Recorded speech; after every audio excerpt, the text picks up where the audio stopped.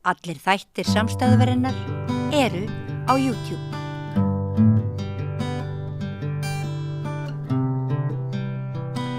Fyrir nokkrum árum efndi Viðreisn til fundar boðað frumvarp Gríms Grímssonar fyrrverandi lögreglumanns að heimila netsölu áfengis. Forvarnafólk telur að með því yrði enn eitt höggið gagnvart til dæmis ungmennum og þeir eru ýmsir sem halda því fram þessa dagana að íslenska forvarnamódelið sem stórminnkaði unglingadrykkju á sínum tíma sé bara trosna í sundur með óæskilegum menningar og viðskipta breytingum. Og hann komin til mín eins og stundum til að ræða þennan málaflokkan Árni Guðmundsson, forvarnafulltrúi með meiru. Vertu velkomin, Árni. Takk fyrir. Ég hóf mál mitt á að vitna til fundar Viðreisnar að heimila netsölu áfengis. Varst þú á þessum fundi? Já, stórmerkilegur fundur. Var það? Mjög merkilegur. Að mörguleyti, fyrsta lagi var náttúrulega frumalenda skarinn var dálítið svona skektur, þannig sé það vantaði náttúrulega lýðheilsu sjónráð svona formlega sterkt inn í þetta. Þetta var skemmtilegur og fróðlegur fundur og það sem var náttúrulega það sem ég fannst mjög athyglisvert var það að ságetamaður Grímur Grímsson, hann var eiginlega alveg nestislaus. Hann var nestislaus? Já, það var þannig að það var umræður þetta frumvarp og ég fekk svona tilfinningu eins og gjarnan hefur verið með þreyttasta frumvarp Íslandssögunnar, það að segja koma brennivín í matvöruverslanir sem að þetta auðvitað í grunninn að þá einhver svona fengið til að taka þetta í fóstur. Hjá Sjálfsálfræðingum var það gjarnan þeir sem komu nýrin og þing, þeir eru látnir að atast í þessu og þetta svona umferðnúmer kannski 17-18 og nú Grímur komin í þetta hlutskipti. En ég gat ekki annað skynjað en að hann væri ekki mjög djúpt í málinu vegna þess að hann heldur því meðal annars fram eða segist trúa því að þetta frumvarp muni ekki hafa neinn áhrif heldur en á strúktúr eitthvað. Meðan við sem erum lýðheilsum við vitum það að þetta frumvarp sem verður örugglega ekki að lögum að því held að sé ekki heldur vilji í þinginu fyrir þessu. Ef þetta yrði hugsanlega lögum, ef við setjum þá sviðsmynd, þá erum við þetta náttúrulega koma okkur bara í sömu deild og danir. Við erum þá að taka ákvörðun það að auka áfengisneyslu einhverja svona cirka 4 áfengislítra per mann og annað slíkt. Já, ef maður skjóta inn í semst aukið aðgengi eikursölu. Algjörlega og við höfum auðvitað fyrirmyndir þannig að mér finnst þetta einhvern veginn svona kannski menn að tala inn eitthvað svona eitthvað pólitískt umhverfi og reyna að fá einhver prik þar. En þessi fundur var auðvitað hann var upplýsandi og fínn að öðru leyti mörgu leyti en hins vegar fannst mér bara eins og fulltrúi S.A.A. Hörður Oddfríðarsson, hann var eiginlega sá sem setti hlutin í samhengi. Hann sagði bara ef við förum þessa leið þá skeðu þetta sem allir vita. Þannig að það ekki nóg að sitja fram frumvarp með einhverju trúum að eitthvað verði. Hugmyndir fólks í hausnum á því, það ekkert endilega einhverja vísindilega staðreyndir, en það getur verið að tala inn í einhvers konar pólitísku umhverfi og allt þetta. Þannig að fundurinn hann var auðvitað fýtt, svo var auðvitað þarna fullur áfengsiðnaðarins með að mörguleyti stórkostleg erindum lýðheilsu áhrif af þessu fyrirkomuli sem verða að þeirra mati náttúrulega engin. Ljósið þeirra hagsmuni og þeir standa mjög stífa vörð Ítök, hvað maður segja, áfengismókulega að vera stóra mjög sterk í samfélaginu. Já, þetta er auðvitað bara, við erum þar. Við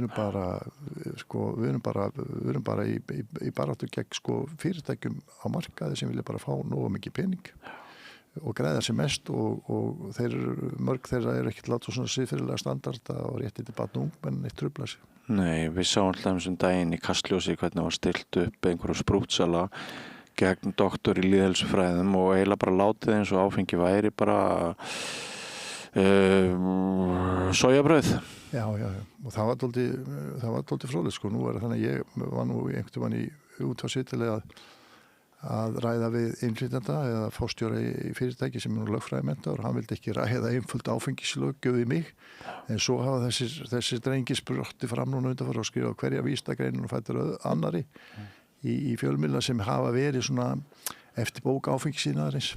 Það er það að taka einhverjar einstakar rannsóknir, gera það aðalatriði, snúa út úr þekkingu, gera lítið úr fólki. Lára Sigurðardóttir sem okkar fremsti lýðheilsufræðingur og jafnvel þó við að vera að leita. Sko, hún svona grílugerð á síðu Morgunblaðsins eftir að hún lendir í vitali við einhverju kumpána þar í þætti. Og það er allar þessar aðferðir eru þessar, sko. Það er allt sem er sem sagt gagnreynd þekking. Vísindi eru hunsuð vegna þess að trufla viðskiptahagsmuni og við erum bara þar núna. Og ástæðan held ég fyrir þessu er það að það er alltaf ofboðslega ágengur þessi áfengisbransi.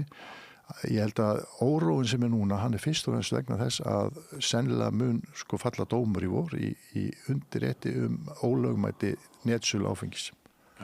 Og þess vegna þurfum menn að fara í þingið og róa öllum árum þar, dusta ríkja einhverju gömlu drasli sem er búið að leggja fram 20 sinnum fyrir þingið og fá einhvern til að bera það fram og svo tala menn allt þetta frelsi og forsjáhyggju og allt þetta í kringum þetta. Þannig að þetta er bara orðið þannig að við erum að fást við öll sem eru bara í grótunum business og allt sem þvælist í businessum er bara reyndar í því og veginum.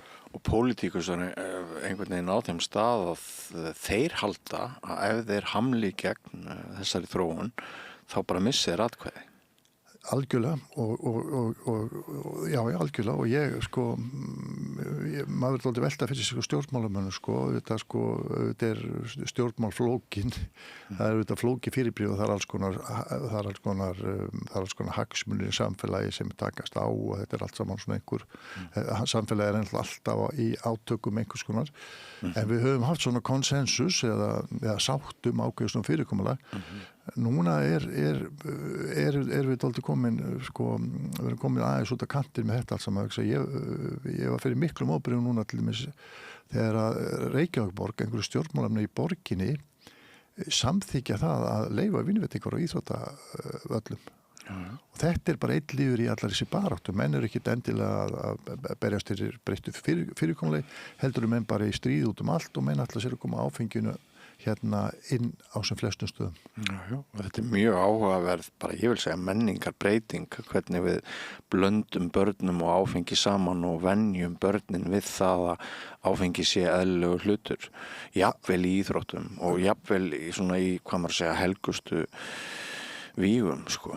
Algjörlega og líka þetta með að, hvernig þessi markaðsteknir orðin, Þú veist, það er þetta er orðið svo rosalega, þetta er orðið svo beint og oddhvast og allt þetta. Og svo líka verður mann auðvitað að velta fyrir sig, hlutverk stjórnmálamanna. Ég segi það alveg blákalt að mér finnst einhverju stjórnmálaminni í borgarstöðu Reykjavíkur hafa bara brugðist börnum og ungmennum núna með þessar ákvörðum borgarinnar. Hverjir? Að gefa eftir. Hverjir? Þeir sem greiddu atkvæði með þessu. Og maður að velta Hverjir greiddu atkvæði gegn því? Ég man ekki alveg töluna þannig sér, en þetta er þannig einhverju sitja hjá og það er auðvitað ekki góð afstæð heldur í svona stóru máli eins og þessu. Þannig erum við líka komin með ákveðið prinsipmál.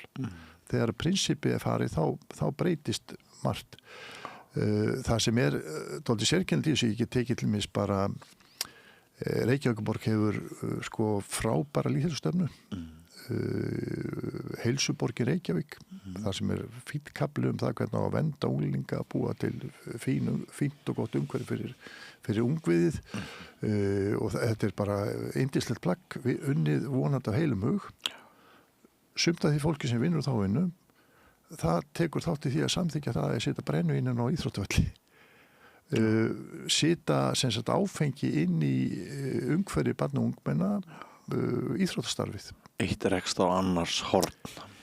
Já, og líka auðvitað bara þetta hvernig í ósköpunum það sé samræmalegt að eins og oft hefur við talað að samfélagi setur gríðalegt fjármagn í íþróttir í forvarnarskyni.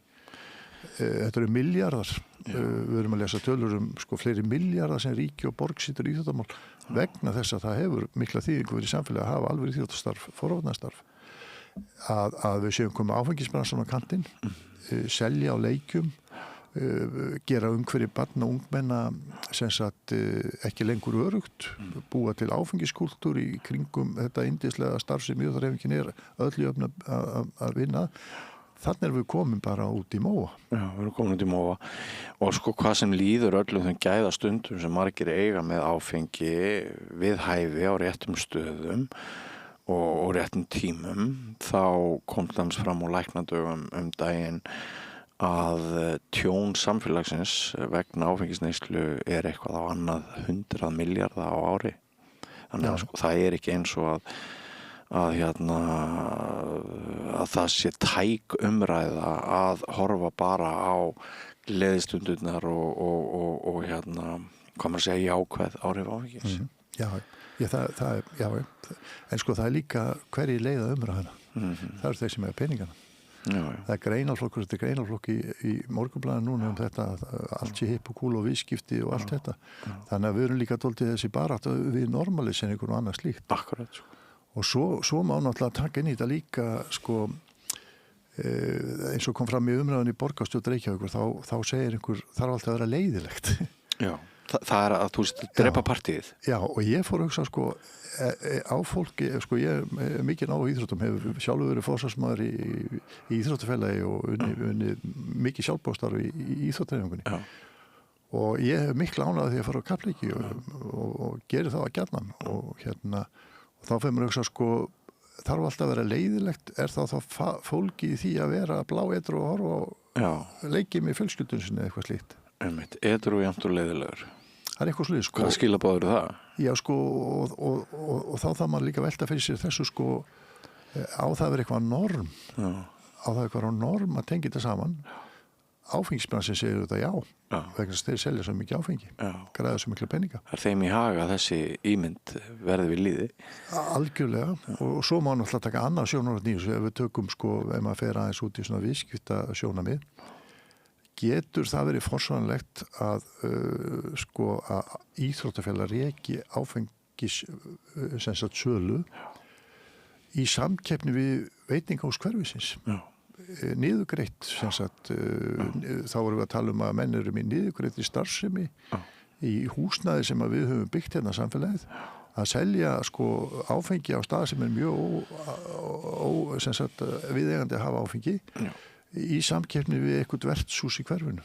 Þetta ekki brota á samkeppnislögum eitthvað slíkt eða ennþá dýpra ef ég sem áfengisali innan gæsalappa myndi semja við íþróttafélag það að gefa þeim rosalega mikið magna áfengi þá ég að fá skattaafslátt af tekjum vegna þess að ég að styrkja velferðarsamtök og þá það ekki bara þannig að áfengisbransin hann komi brennivínin heldur fær hann styrk til að koma brennivíni í íþróttfélagin og þá getum við bara hugsað okkur hvað þetta orðið galin staða og hvað þetta komið brjálagslega langt frá þeim markmið sem íþróttafélagin ekki setti sér. Það sé orðið miklir hagsmunir fyrir íþróttafélögin, ekki bara hvað að selja mikið og geta auglýst, heldur fáið beilinni skattaafslátt af stuðningi við forvarnastarf. Já, og þetta með þrýstingin að taka þátt í partíinu, þetta var aðeins rætt á læknadögunum líka og það var ég var að velta því fyrir mér sko, meðan ég var hlusta á erindin margvíslega skaðsemi áfengis og ég rauninni hvað hópurinn sem tapar á áfengisneyslu miklu stærri heldur en bara alkarnir eða þeir sem að verða fíkninni að bráð, það er öll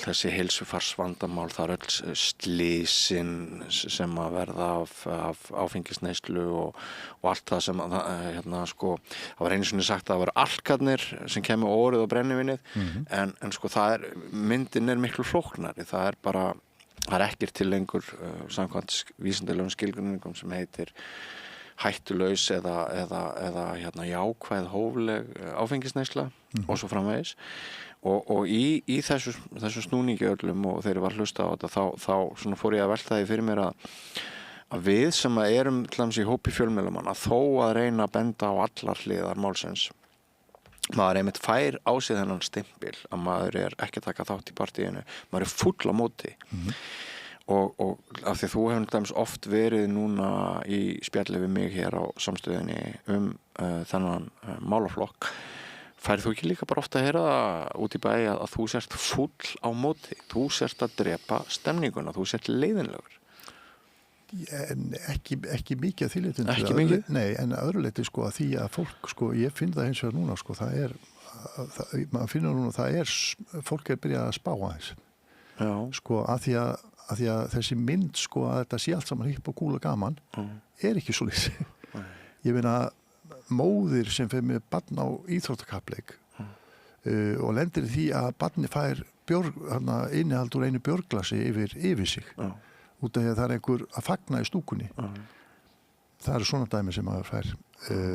Við fengum bréf í samtökunum sem ég að stýra, foreldrasamtökunum, að þar segir bara ein móðir, sko, við höfum ofsalega gaman að því að labba fjölskyldan á völlin á góðum sumardegi og þetta var svona dálítið moment í okkar, sko, frítíma, fjölskyldan saman og gaman og fara eitthvað og hún segir, sko, nú hef ég lent í því en einhverju skipti þetta eins og að vera útihátíð eða sveitaballi. Þannig ég held að þetta sé að koma dálítið en þeir sem segja þetta má ekki vera gaman og þarf ekki vera brennivín, það er yfirleitt að mínu viti best bara komið fram eftir því að fólk er bara kaupið þetta er bara áróður, keyptur áróður.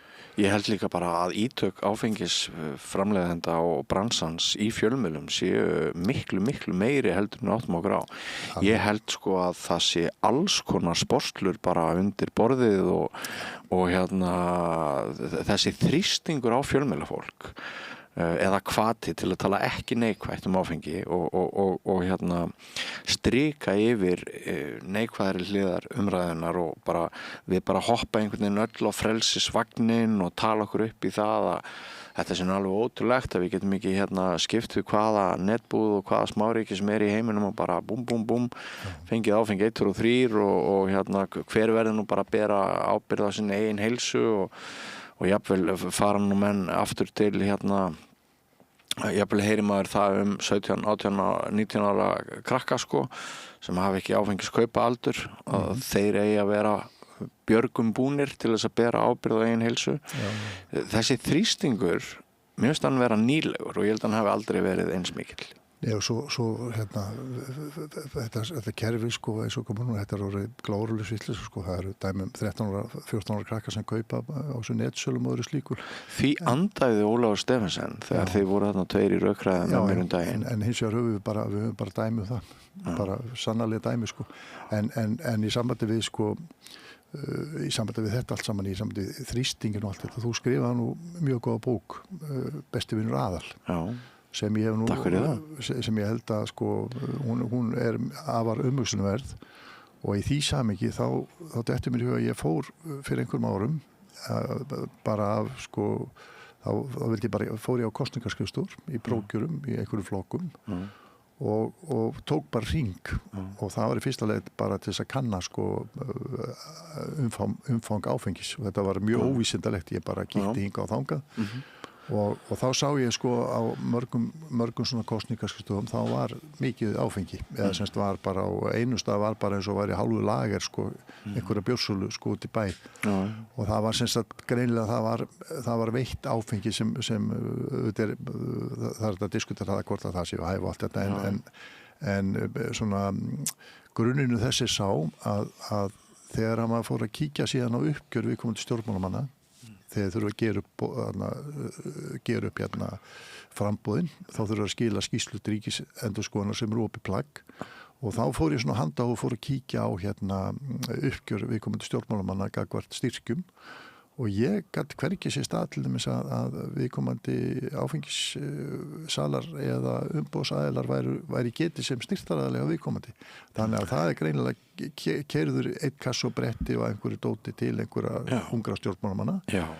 Ég held nefnilega að þessar sendingar séu út allt. Ég held það sko og svo kemur þetta ekki fram, svo held ég bara að seinna mér þá bara bankaði baki á fólki og sagt manstu. Já. Ég hef tekið eftir þessu til dæmis í hjá sumum Britsfélögum þegar ég er svolítið tengdur þar að það er svona verðt að kannski einu verðlaunin sem eru veitt í vetrastarfinu viku eftir viku eða mót eftir mót séu áfengi. Sennilega vegna þess að þessi íþróttafélög sem ég líti á Brits sem íþrótt, hugaríþrótt sennilega vegna þess að þau fá verðlaunin frítt. Já. Þetta er þótt umhugsunarverð sko, þetta sýnir líka sko, við erum náttúrulega fástu öll sem hafa eins mikið pening eins og það sýnist.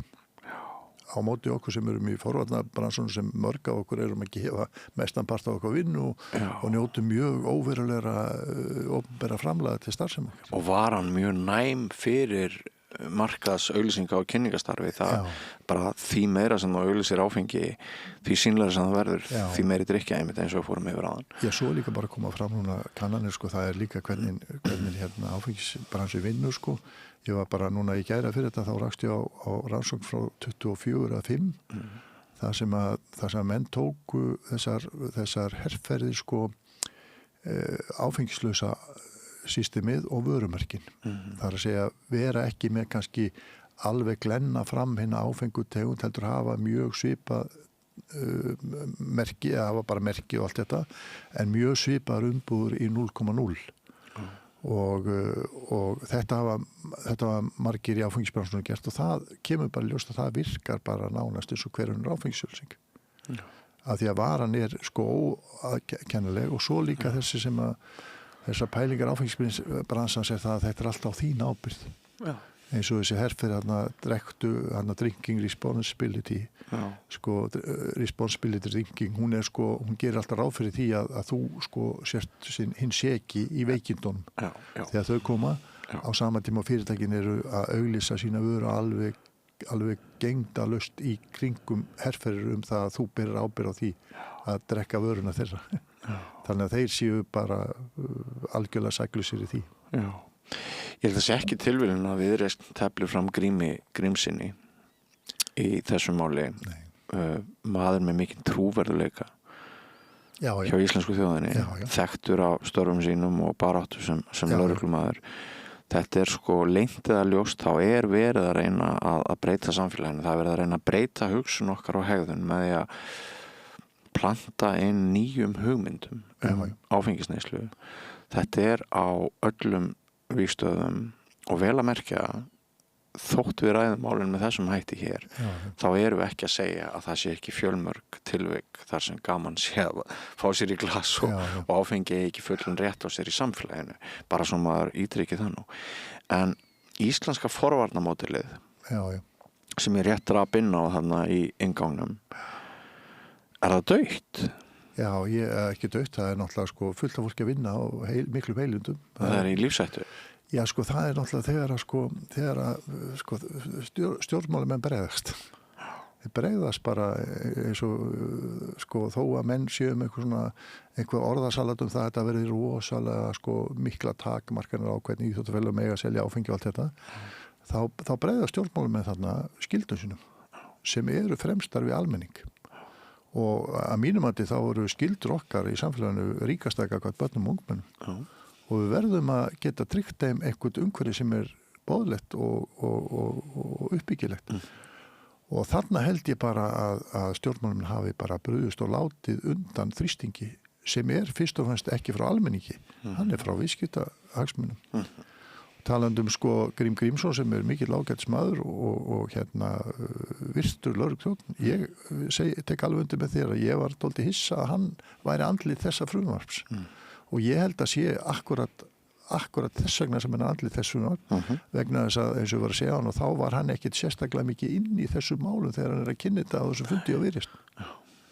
Og það segir mér bara það bara pikkaður út hver sætasta stelpan í partíinu núna. Já, þeir að nota andlitans og sögur til að kynda undir menningabreitingu.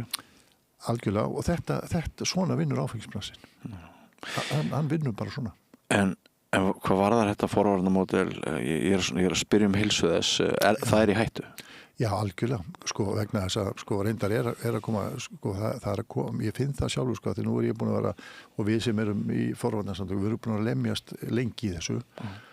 Og ég held þetta ég skynni þetta alveg tvöfald sko. Þú ert með hagsmunaaðila sem halda öllu fram og þeir kaupa alls konar dótari menn þarna sem aldrei hafa komið nálægt lýðheilsuvísindum þeir fara að skrifa að læra það greinar sko, með aðstoð Google og vina hans og það svona reynt að taka á umræðinu og það þannig að það örlar á smættun eins og til dæmis gagvart láru það verið að efa að setja alls konar hluti sem að vísta samfélagi virðir og finnst mikið til koma og það öll þessi trikk sko. Ég held að fólk sé byrja að sjá dálítið gegnum þetta og til dæmis ef maður sér alveg heilu frétta runurnar til dæmis í Morgunblaðinu sem gæti verið skrifað bara hjá hvað áfengifyrirtæki sem sko, hagsmunir eru algjörlega ljósi, það er töljandi og fingrum annar handa til þess umfjöllum morgunblaðsins lýðhelsu og forvarnamál.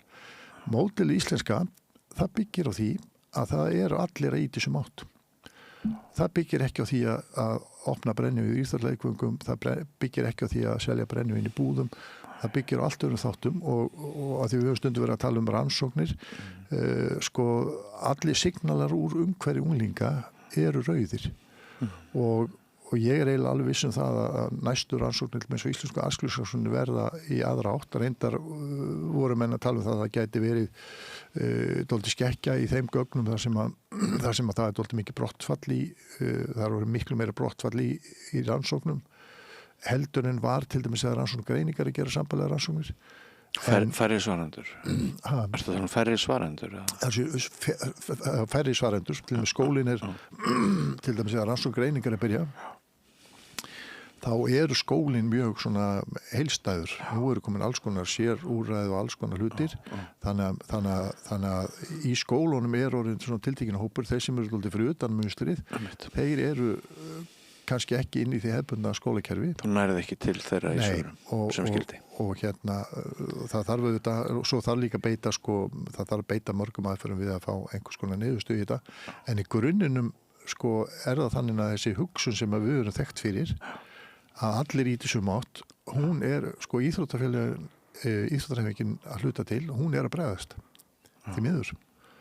Og foreldrasamfélagið hefur alltaf verið dálítið sterkt, en það líka dálítið merkild sú kynslú sem á unglinga núna eins og við stundum tala að hún upplifir ástand sem mjög gott og metur kannski ekki þessa signala sem við eldri sjáum eins alvarlega eins og við sjáum og svo líka bara þetta dálítið við vitum svo mikið í lýðheilsufræðum, við vitum effekta af þetta engin geimvísið að þýleiti til að því meiri neysla sem verður, því meiri afleiðingar hefur fyrir samfélagi.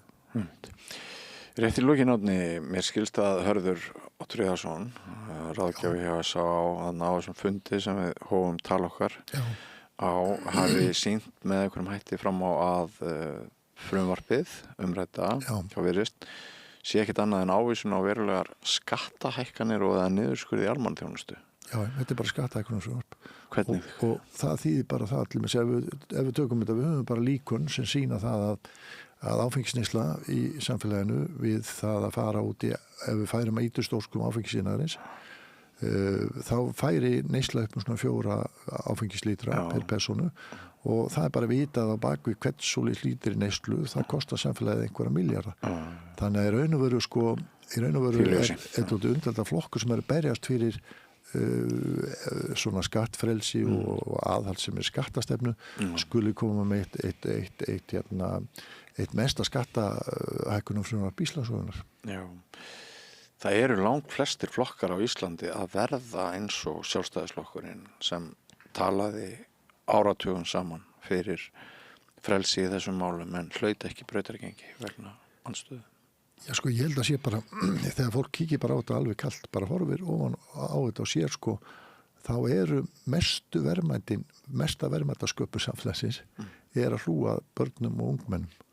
Og ef okkur tekst að halda áfengisæðinanum frá því öllu saman og búa til gott og fallið tungur, þá erum við ekki bara búið til gott samfélag, við erum að búa til samfélag sem að þarf að eyða miklu minni upphæðum í alls konar fyrirbyggjandi hluti eins og koma með áfengisíðanum og öllu sem honum fylgir.